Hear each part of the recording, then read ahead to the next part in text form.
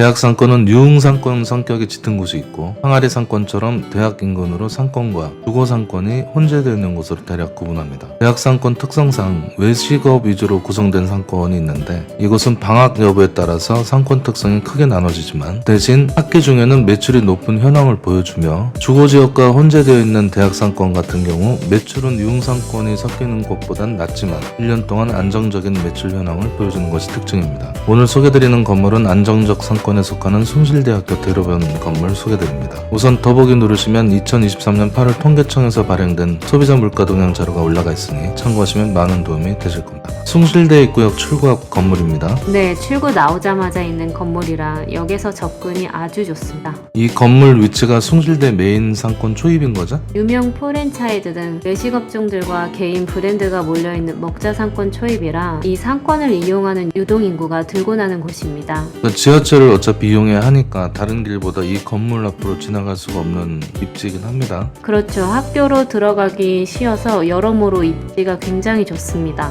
초반에 말씀드린 것처럼 대형 주거 지역에 둘러싸여 있는 곳이잖아요. 네, 현대아파트, 힐스테이트, 레미안 등 수천 세대로 둘러싸여 있어 상권이 안정적이라고 말씀드리는 것입니다. 네, 건물 계획 보고 이어가겠습니다. 대지 면적은 338.20제곱미터, 용도 지역은 제3종 일반 주거 지역입니다. 연면적은 1224.58제곱미터입니다. 층수는 지하 1층에서 지상 6층이고 승강기는 없습니다. 주차는 기계식으로 8대 가능합니다. 우선 100평 이상이라는 것이 눈에 띄고요. 3종 일반 주거 지역인데 용적률이 법정 용적률보다 높습니다. 근데 승강기는 없군요. 2001년 준공 건물인데 이 시기에 지어진 5층 내외 건물들은 대부분 승강기가 없이 준공한 경우가 많더라고요. 아무래도 비용 절감 같은 이유로 그런 듯합니다. 주택 한 층이 있는데 명도나 용도 변경이 가능합니까? 네, 방금 전 명도와 용도 변경 가능한 조건으로 진행 중입니다. 첨부해서 말씀드리면 매도 측에서 용도 변경 책임지는 것은 그만큼 세금 부담을 많이 하게 되는 것이고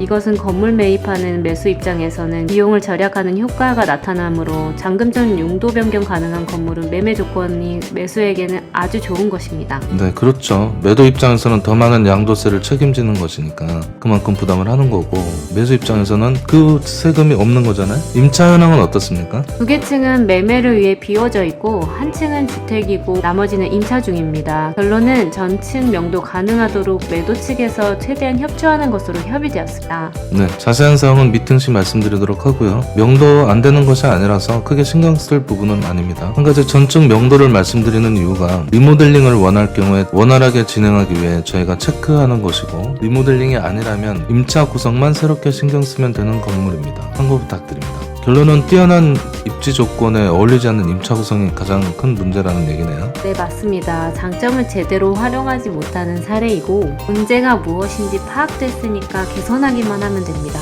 네, 오늘은 동작구 상도동 숭실대 입구역 대로변 체육사건 근생 건물 소개드렸습니다. 궁금하신 점 있으시면 저에게 언제든 연락 부탁드립니다. 고맙습니다.